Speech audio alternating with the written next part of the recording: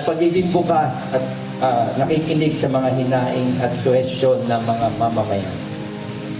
Sa ganitong paraan, ang pagiging mapagmalasakit o compassionate ay mahalaga sa serbisyo ng lokal na pamahalaan upang makapagbigay ng serbisyo ng may malasakit at pagmamahal sa mga mamamayan.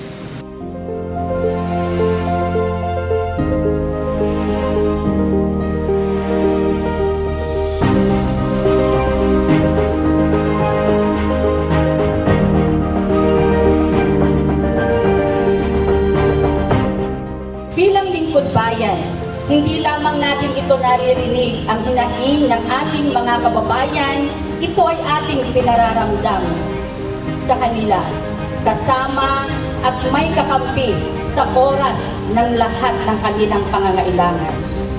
Ito ay pagpapakita ng malasakit sa paggawa, hindi lamang sa salita. Sa ating pamumuno, ang malasakit na ito ay magiging gabay natin sa bawat desisyon upang ang ating mga patakaran at programa ay tunay na mapakinabangan ng bawat isa,